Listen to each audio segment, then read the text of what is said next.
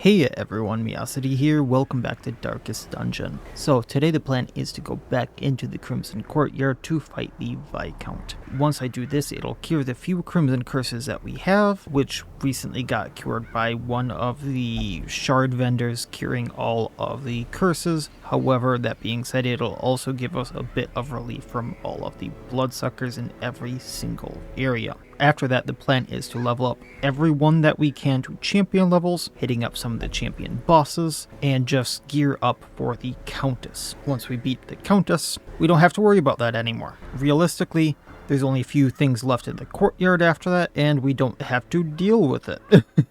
And that little leg of the expedition is over. I do have a little map ready for me, so let's go. I basically left off at the red key. So all I have to do is take that, I'm going to go get the wine crate that is nearby, go unlock the red gate, get a few of the food type deals just in case, and then we are basically set. So I am going to take a bunch of food stuffs just in case a fight does spawn. On the way there, it is plausible. Bunch of bandages for the actual fight.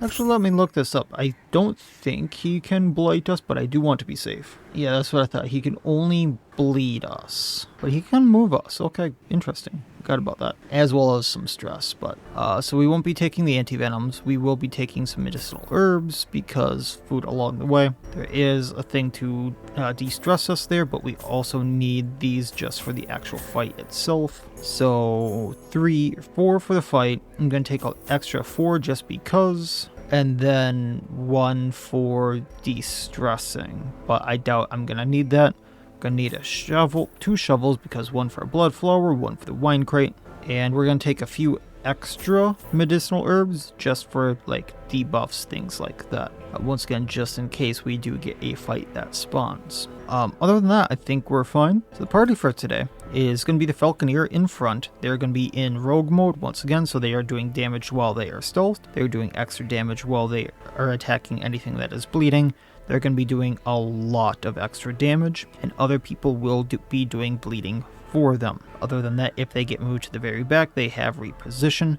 This shuffles them forward so they can use gouge in any subsequent turns. They have stalk so they can stealth themselves and get extra crit while stealth, and they have eye thief if they want to hit someone in rank 4. We have the Prey Stalker's Hood again, so this is plus damage, crit, and crit while they are stealthed. This is plus speed while they are not stealthed, so they can get stealthed easier. However, it is minus speed while they are stealthed. And we do... Oh, this is the wrong cloak.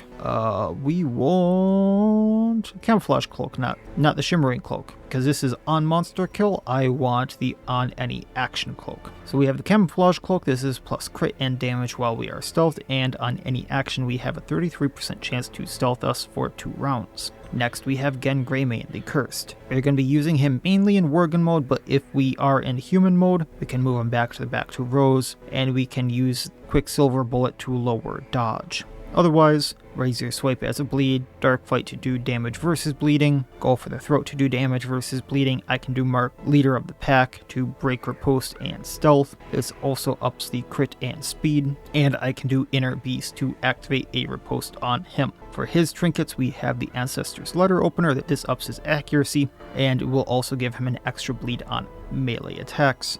He has a Bloody Feather to do extra damage versus anything that is bleeding.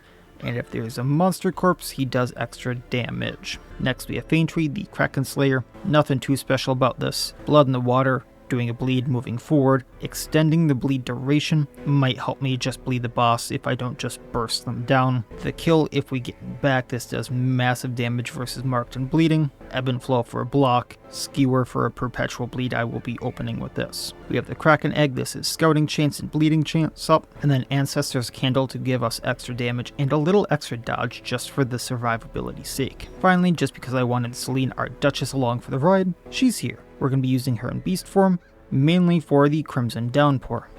This ups the bleed amount received and does a pretty heavy bleed on top of it to the back 3 rows.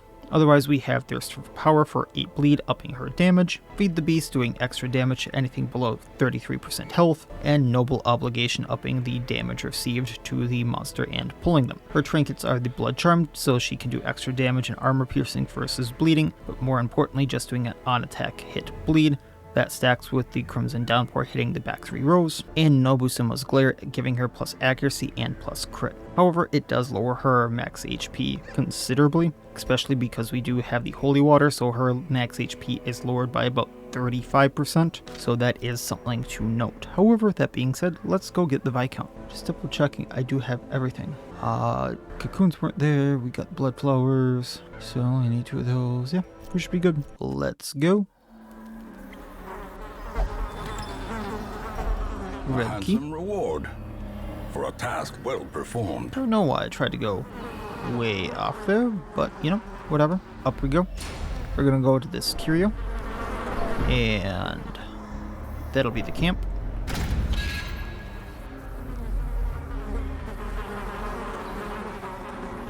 We'll use the camp right for the boss.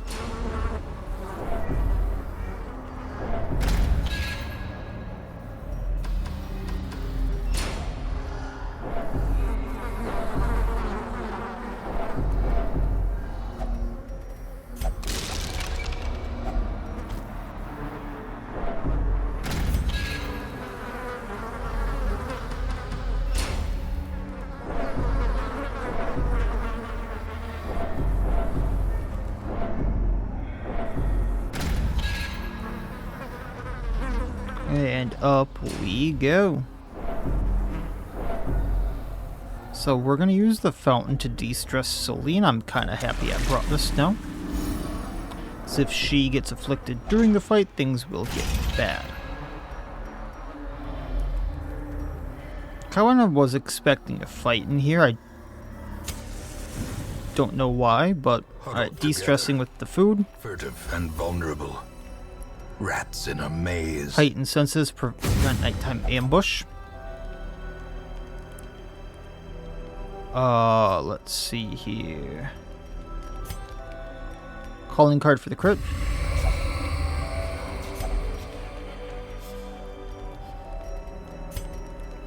Gonna Almanac for the bleed chance. We're gonna give... Who has the lower bleed chance here? This is a 150. This is a 140. So we're gonna give the Almanac to the Krakens. You know, we'll give it to the Duchess.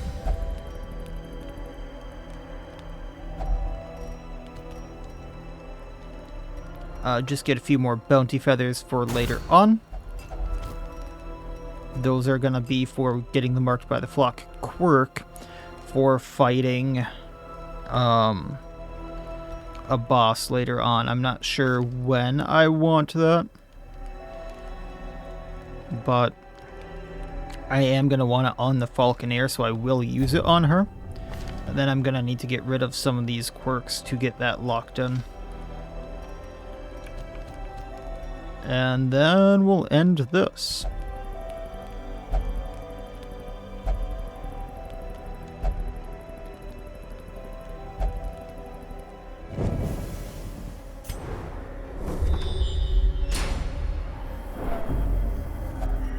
Get the Bloodflower. Extra crests are nice. And then get all the extra food. I'm sure not to need, but you know. A burden of finery risks life and limb. Does give me extra stuff. So I have all the food if I want to go explore after this. Okay. So Holy Waters. Just for the resistances. 45% resistances because of my district. And that's as good as we're gonna get. Viscount time. The glutton's taste for morbidity is made more pronounced by his mutation. Adapting. Gouging. A powerful blow. For now,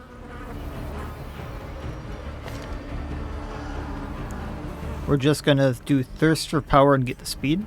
A devastating blow. Also bleeding him. We are going to Inner Beast, getting the riposte. So we have a riposte going. He's probably going to do that as well.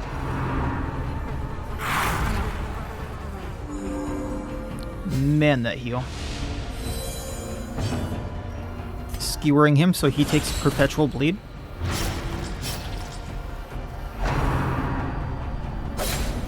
Post, baby.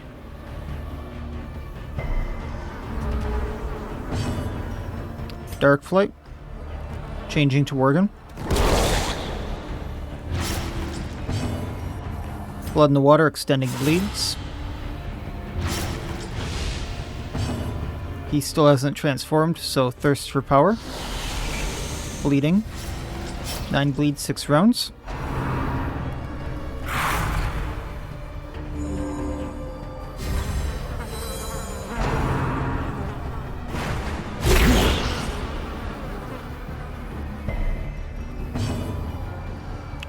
Damage will stealth.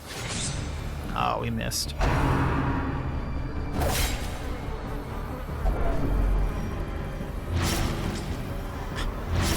I love the unique talks there. I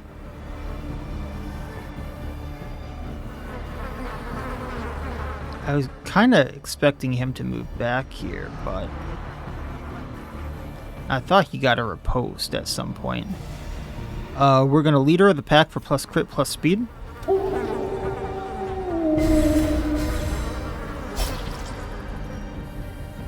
Bandaging. Thirst for Power.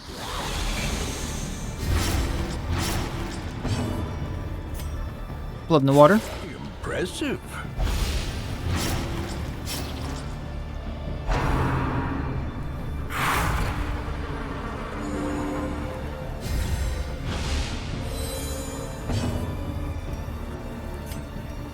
Gouge.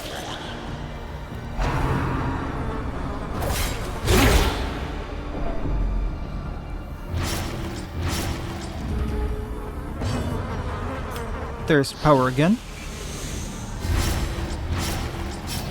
11 around. Curing the bleed. Go for the throat. 12 bleed around. Blood in the Water. I believe he bleeds out. Let us hope he enjoyed his last meal, served cold as it was. And Shameful Locket for the Highwayman, plus accuracy, plus crit, plus 15% stress. A full pack And a blueprint. Unwanted attention. That went a little bit fast. I think we have the full set for the Highwayman.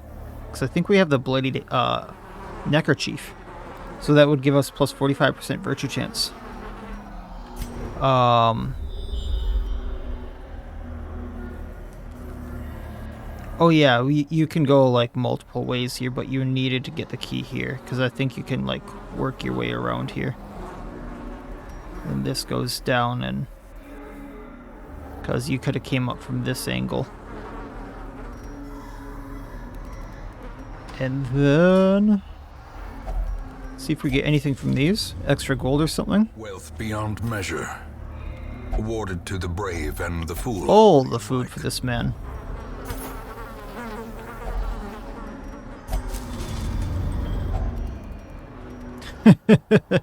Alright, let's get out of here. Which got me 25,000 more gold. Viscount Spices, so that's plus 10 crit, plus 100% healing from food, which actually would help. Plus 100% food consumed, minus 10% max HP. Values double if you have the Crimson Curse. A Countess Invitation and the kill count for the Falconer, so Quick Shot and Crippling Shot do plus 35% crit damage versus marked, plus 25% damage versus bleeding, and plus 10 accuracy, minus 20% max HP, plus 30% stress, and on attack hit, clear the marked target. So theoretically you can get a lot of extra damage out of this, especially against things that are bleeding and marked. However, you need to keep remarking. So this has uses, but you need to use it with a very specific team.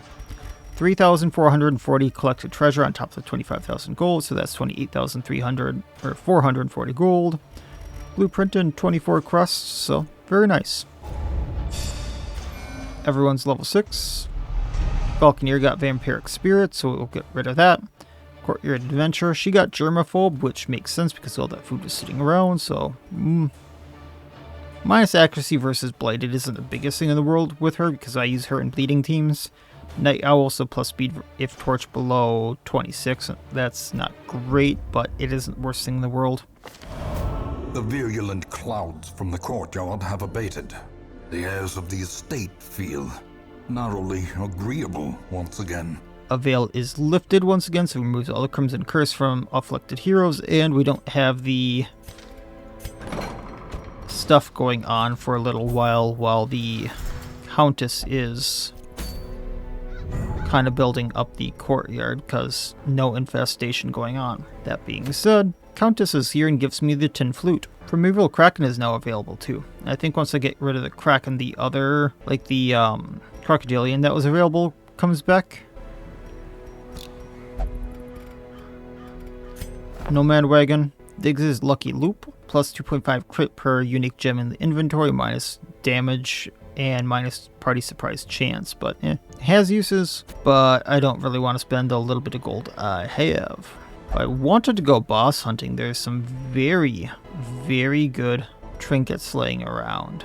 I think the Cove is the only one that doesn't have a boss right now. The one I would really want is that the Scoundrel Seath. I don't think I want to do the Viscount and then another boss right now. But what we could do is go into the Cove for a short, level a few people up, potentially level the Cove up so there is a boss there. Yeah, I think that's a plan. So let's see who we have available for that. We have Vetra, we have Frommen. Frommen's like the only level 3 left that I absolutely want to get to level 5. Ver would be a good pick. And then I think we could actually get Belcott to... No, he needs 6, not like 4, I think it is.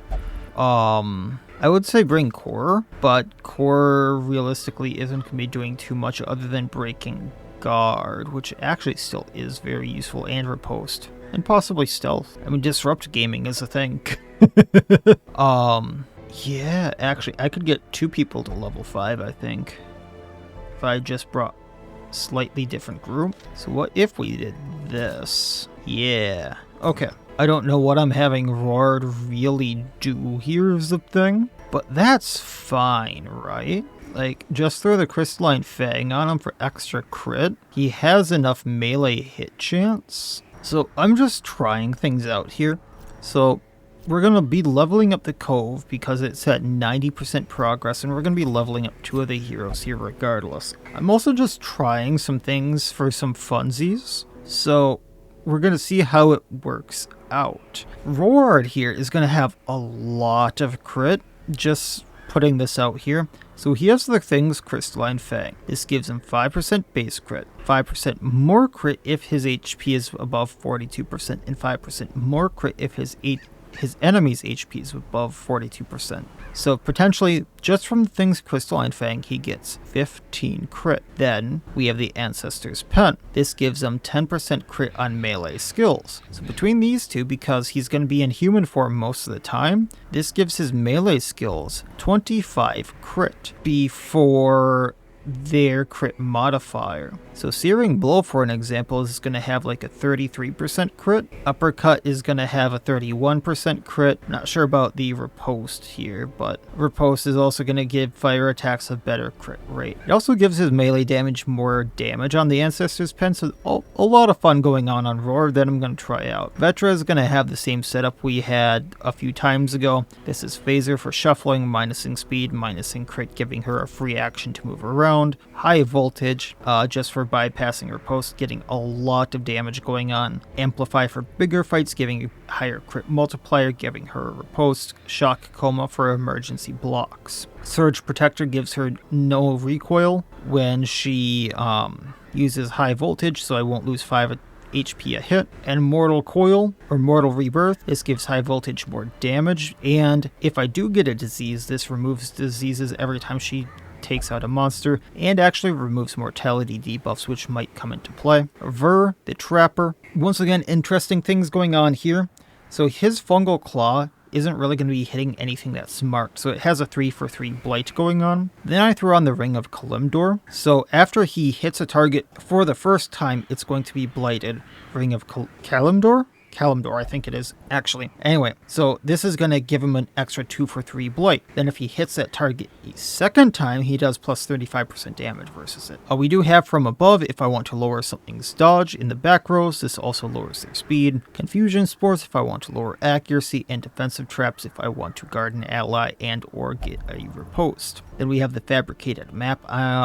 This is for both scouting and for monster surprise chance. And then Core, our prefect, is going to be trying some sillies out. So first of all, we do have a riposte because this bypasses and breaks guard, which is a thing in the Cove, stealth, which is a thing, and riposte, which is a thing. But then I'm trying out the ruler because we did get the silencing dagger. So we don't have a stun attached to the ruler anymore because I had to make some modifications. However, normally this would remove the stun effect and then give the ruler plus 2 flat damage. However, then the ruler is also, on top of the 2 extra damage, guaranteed a critical hit. So I want to see how much damage this is actually going to do. Other than that, we do have TikTok to up crit and make someone go faster, and we do have Enshroud to cure bleed, blight, and mark. Also stealthing them. So this is kind of just a funsies run after we beat the Viscount, leveling a few people up. Let's go. I am going to bring Kraken Ribbons once again to level people up faster. We're going to take a few anti-venoms, we're going to take a few bandages, we're going to take medicinal herbs, a few keys, we're going to take torches, we're going to have some fun. Alright. The smell of rotting fish is almost unbearable. Let's go. Trapper for traps.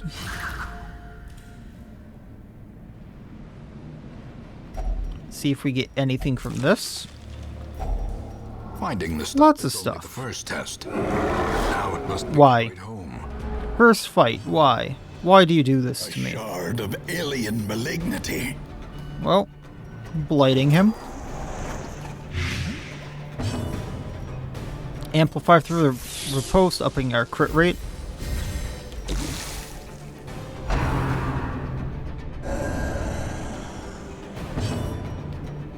TikTok to make our trapper go faster, giving him more crit. And then the ruler for the crit.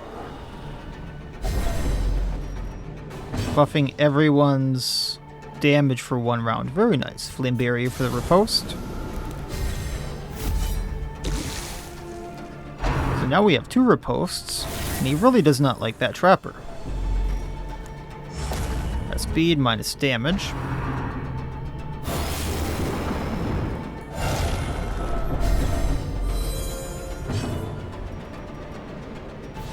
We're going to defensive traps on the prefect here, giving a riposte. Prefect can break the thing from the stars. A decisive pummeling. Poor performance. High voltage onto thing from the stars. 37% crit rate. Didn't get it. And then Reward can take out the aberration. Back to the pit.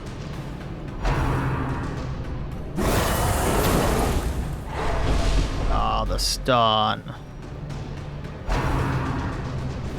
Otherwise, we would have been good.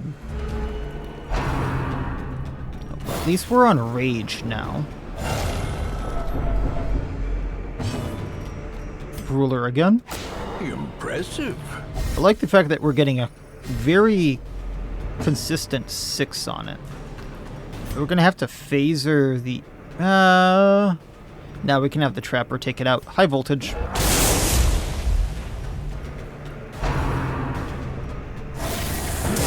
Zappy zap. Trapper takes out aberration. Another one falls. And stunned. Grievous Go riposte. palpable fear.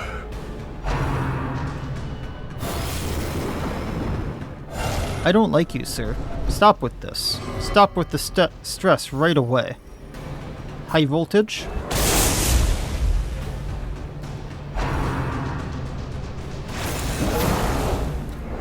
Ugh. Ruler. Thing from the stars. It's only going to do 3 damage. We're going to go on the aberration. That way I can try to blight him and such.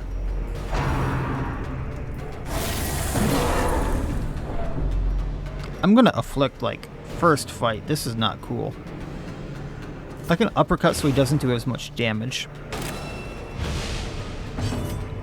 I know this technically doesn't blight him for as much, but at least I'm lowering the damage he does. Bonk. Be gone, fiend. Could have upped Vetra's crit rate, but that's fine.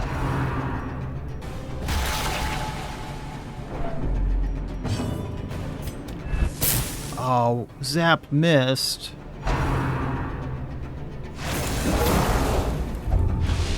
And we got Sky Taint. Yay. Anti-venom that off. This doesn't do armor piercing, right? No. Okie dokie. Searing Blow. Masterfully executed. It's got to chew through that last 17 health somehow. So hopefully blighting with this attack. He does have some resistance there. Although, resisting a 70% chance, I think it was, that many times in a row ain't cool, dude. The void.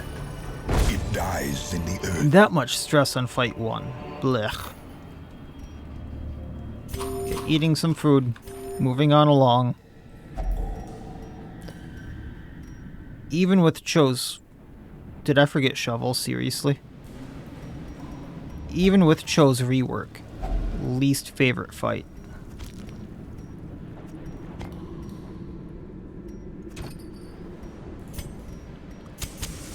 As the light gains purchase, spirits are lifted, and purpose is made clear. At least we can de-stress with traps. Not gonna do us that much good, but it is doing some good. Alright, let's get rid of a bad quirk, Sickly. So we can maybe resist some diseases later on. Okay, 2 fights, or 1 on the way to the room, 1 in the room. Lost Legion. High voltage, going at Levy. If we crit, we take him out, we cure diseases. It was a thought. Fungal Claw, so he doesn't bleed us. Their formation is broken. Maintain the offensive. For now, we'll do Ruler to do the crit. And power. We can disrupt later on. And then Searing Blow on him.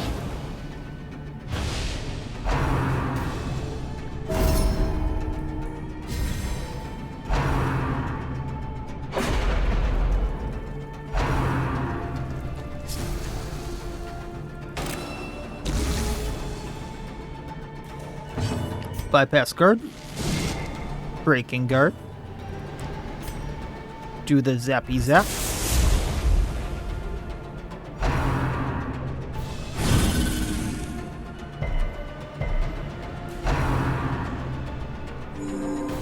Oh, he can do a pretty good heal, huh?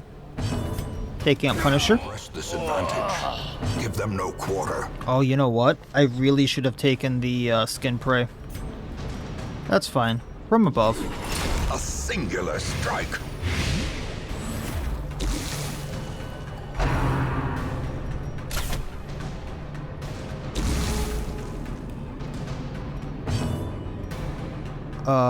Taking out the Deadbolt.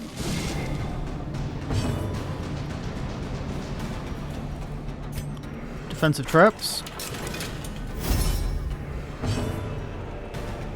Phaser on back row. There we go. Sky Taint gone. Destroy them all. Passing.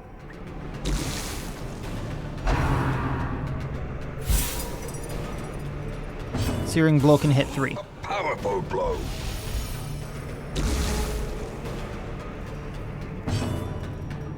Moving back.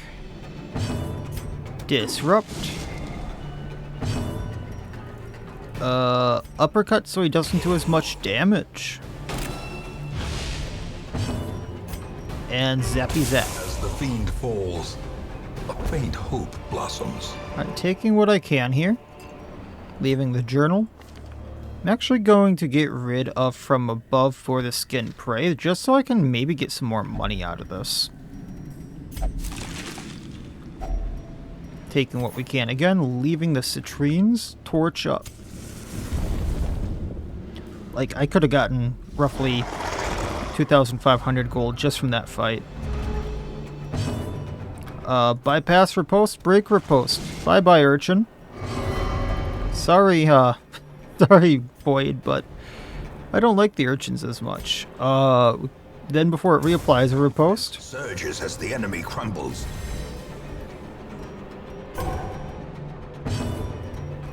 Fungal Claw taking out Captain. Searing Blow on Captain. Decimated. I knew the crit was incoming from that.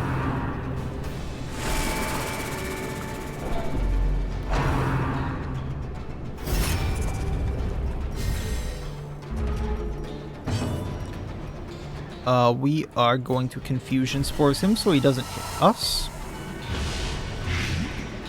Disrupt, Stealth, and Guard.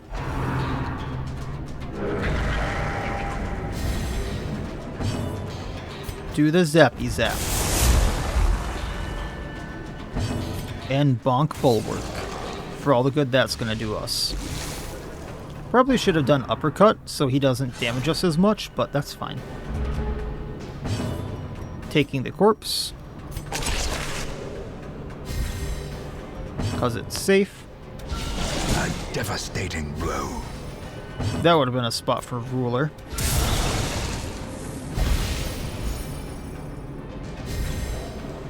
And now we can uppercut him, so he does, like, no damage to us. The ground quakes.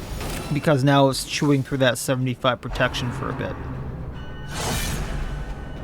Yeah, no damage, just bleed. There we go. Taking what we can.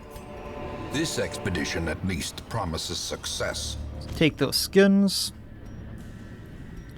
We can take the Coral Vermin, but I don't really like the Pelagic Plague on this playthrough. It has a lot of if-thens that aren't really great for us. But it is really great for other playthroughs that aren't restricted like I am. Gives you +5 accuracy, +5 more accuracy if you have the Pelagic Plague, +10 more accuracy if you have the Pelagic Embrace, which is an involved form of the Pelagic Plague that just evolves on its own. And on any action you have a chance of getting the Pelagic Plague. It is kinda good. Can we coax the oyster open? We can. I was kind of just gambling there. Waiting to be spent. Alright. We'll leave it. Then just go up and around.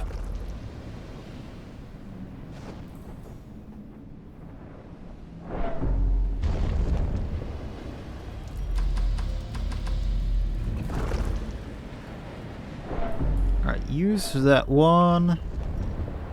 Then up we go. We can heal with this. Let's go on the Trapper because he is lower than I would like. That would be health, but In Radiance, it was stress. we find Food victory. check, that's fine.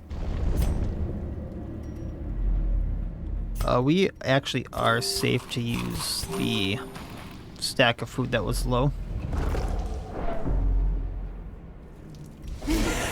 Oh, hi guys. High voltage 1 and back. Can we disrupt it down? Maybe. So Lumberjack 1, Errant dead left. Uppercut on Lumberjack. If he hits like a truck, so that'll do significantly less damage to us. And because he is marked, we just do 100% damage to him. Yeah. We halved the damage from that.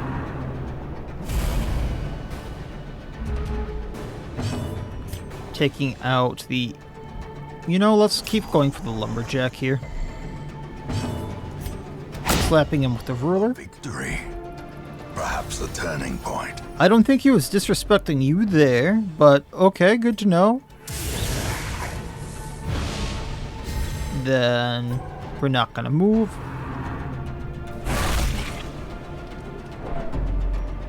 And Searing Blow. I love the crit rate on that now. I love it. As victories mount, so too will resistance. We'll get rid of the anti-venom for the Panacea. Doubt the crate's gonna have anything I actually want. Get rid of the blood for the deeds. Small trades. Ooh.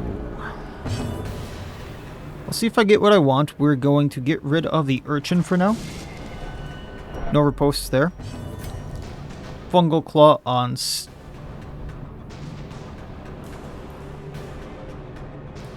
Poor Urchin can get riposte back. I was going to get rid of the Stinger, but High Voltage, can't get rid of the Ropeman in one, but we can get rid of the Sharpshooter, which can do a lot of damage. No crit. 25% chance, you know? Stun? No stun. Now we just need to get rid of him. Das Bonk. Little more than a bonk, but nonetheless. That may be a stun.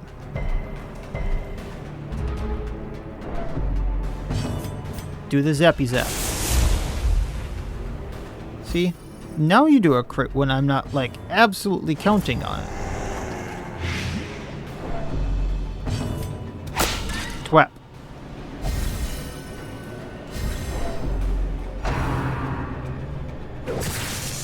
Are you stunned?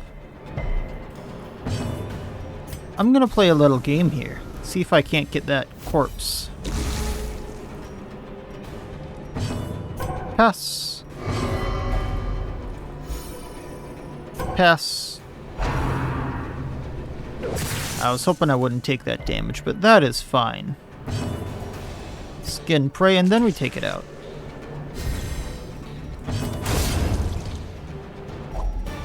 Yay, extra money. Seize this momentum. Push on. Take to the key. task's end.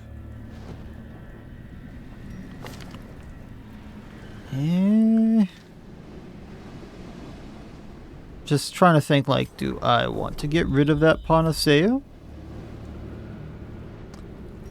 Nah, we can get rid of the keys.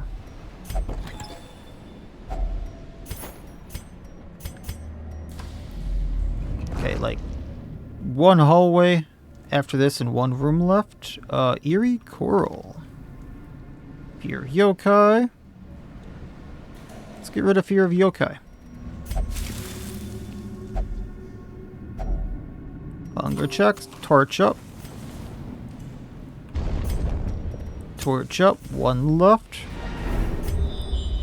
And Battle and Curio. Let's do it.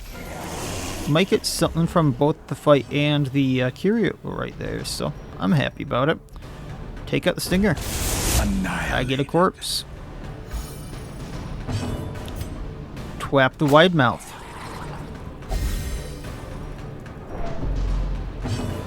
Definitely take the corpse.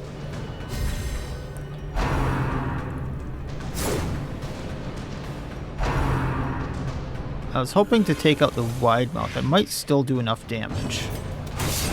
Nope.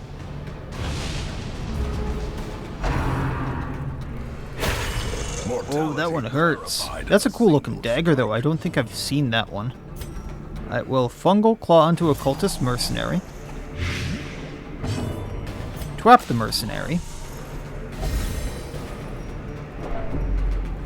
Blight takes him out, so zappy zap. Obliterated. Yeah, that was a good buy, alright.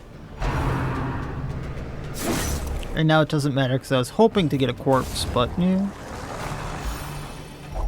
Can only get so many. Success so clearly in view. Or is it merely get rid of the Panacea? Gonna use it to get rid of the... I was hoping to get rid of the debuffs with it, but I guess not. Medicinal herbs here. Taking what we can. We'll take the 2 jades over the medicinal herbs and be on our merry, merry way. I was not expecting to take a good chunk of comet shards out of here, let alone another memory that I realistically do not need. Aspect. This twisted, cavernous maze seems almost traversable. You know, for a short dungeon, to give me more than my last long dungeon, this feels really, really wrong. 25,560 gold. And a debuff amulet and a memory among 5 busts, 6 steeds, and 24 crests. Roard hit level 5, Cora hit level 5 just like planned. Vetra's level 4, Ver's level 4 on the cusp of hitting 5. Vetra got a tapeworm, she also got Deadly, which I probably will lock in for her because crits are just so good with her. Because on, oh, I forget the move now, but the move I've been using, if it crits, it does plus 25% more damage. Husk Slayer and Prismatic Solidity, so more stun resistance on Roard. Warren's Adventurer on Ver. Cor got Warren's Adventurer as well. We dug for months, years, an eternity, and we were rewarded with madness. An experienced hero for hire, level 6 White Priestess with Demomania. Tough and steady, she has Twilight Dreamer ignoring stealth. Huh, part of me is really tempted to take it, because Twilight Dreamer, on her of all people, could be really, really good. It also comes with a few skills trained that I don't have to level 5, which is really, really good for backup. Like, really, really good for backup. It's 20 shards. I think it's worth it.